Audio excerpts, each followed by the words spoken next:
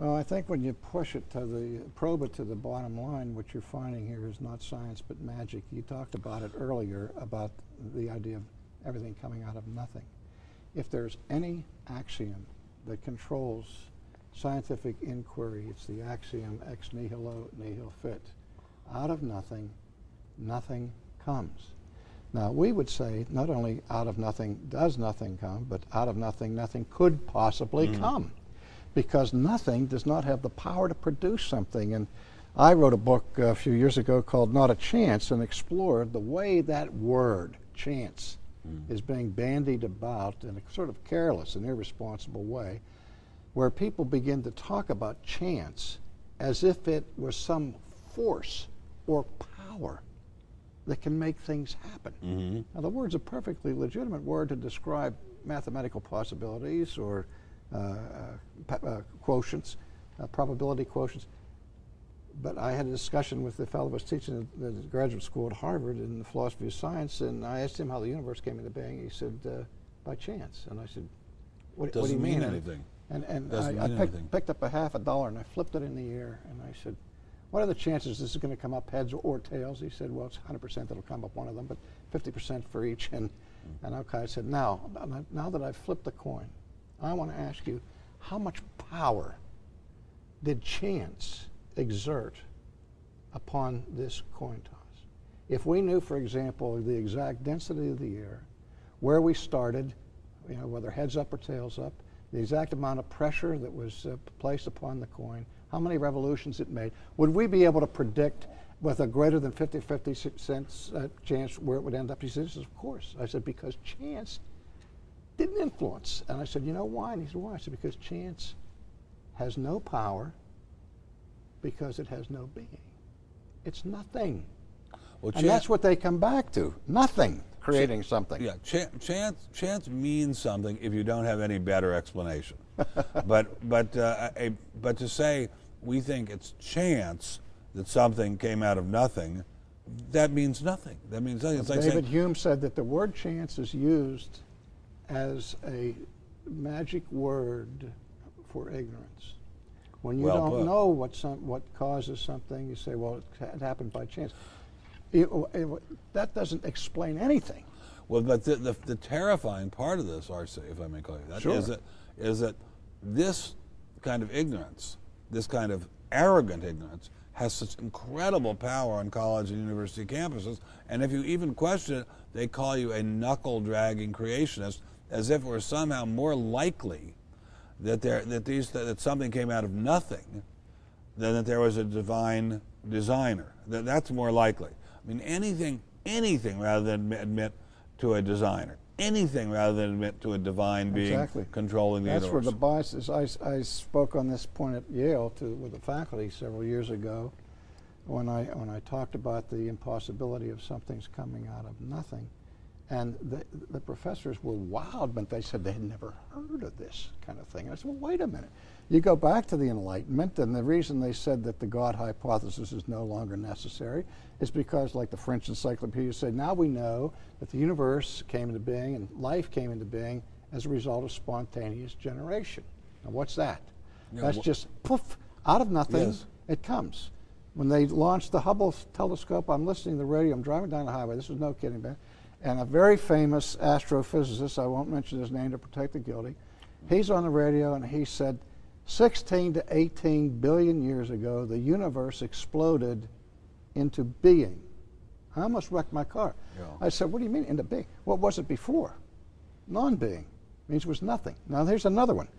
Professor out in the West Coast, Nobel Prize winner, writes an article last few years saying, we can no longer believe in the paradigm of spontaneous generation. You can't get something out of nothing spontaneous.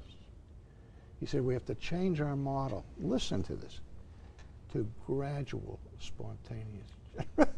I said, these people get away with this kind of stuff. I mean, if I talk like that as a theologian or as a philosopher, I'd be laughed to scorn. It's magic. Well, but this is kind of, you've put your finger on something very scary, which is that there are very few places where more nonsense is spoken than in universities. I mean, universities, which are supposed to be the residual fortress of knowledge and sense, are the residual fortress of nonsense. And in this particular case, yes. And by the way, I don't think our movie, or any of us connect with the movie, says that Darwin was a fool. He was obviously an extraordinary, they've gone way beyond beyond him. Way beyond, and way beyond him. And you know, in one particular way they've gone beyond him, which is very troublesome.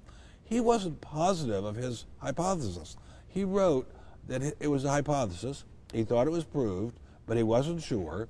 And he said he wanted people to continue to debate this and hope for whatever result they wished for as long as man could debate. He did not want to close the subject ever. And he said that for people to think that they could know this to a certainty was like expecting a dog to understand Newton's physics. And I have a very, very smart dog, but I don't expect her to understand Newton's physics. But why would this man, who really genuinely did believe in ongoing inquiry, and that was how he got his work done, why would he ever be taken as the namesake by these evil, I shouldn't say evil, these confused people who want to shut down inquiry? I mean, he was the avatar of open inquiry, and he's being used as the avatar of the closed mind, to go back to your beginning simile. It's amazing to me that there has to be a reason. Because these people are threatened terrible. by it for some They're reason. threatened by it. I mean, imagine if you were a high commissar in Czechoslovakia, and you were living the good life as a high party commissar, and someone came along and said communism doesn't work. It's a sin against humanity. It's not economically productive. It doesn't give rise to human dignity. There's nothing good about it. You wouldn't want to hear that, because if communism goes, your job goes poof. Mm-hmm. So I think it's sort of like that in the academic world. Plus people, you know, I hate to say this, and I'm sure I'm going to get hate mail about this, but people go into academic life in large measure because they're frightened people. They want a kind of sanctuary, and so when they're attacked or questioned even, they react very, very strongly. They're scared people, and they're really scared of intelligent design, because if intelligent design is true, and if in fact Darwinism only goes so far and only covers a small amount of the territory, all kinds of threats to their power and status arise. You know, but not only that, what they ought to be afraid of are the implications of their own thinking, because again, if we are cosmic accidents, if we're grown-up germs that have emerged fortuitously from the slime, where our origin was nothingness and our destiny is nothingness, how could we possibly have any significance in between? What you're seeing here is the death blow to human dignity. Well, and Darwinism is the death blow to human dignity. And the point is that you are insignificant. Well, Darwin said at a certain point in his life, I'm afraid now I've killed God. And that I don't think he has, there's still the great majority of Americans are believers, but if we're just accidents from a dust storm or from a mud puddle, what does it matter if we kill each other? What difference does it whether white germs or black germs sit on the back of the bus? Right. Who cares if you gas 8 million Jewish germs? Yeah. Doesn't matter. Yeah. Because we don't matter. Right. And that's why I say, if I were a scientist convinced of the theses of macroevolution, and I were persuaded of that, I would have to accept it with tears. And I would say, why would I even bother to get up tomorrow morning? Right.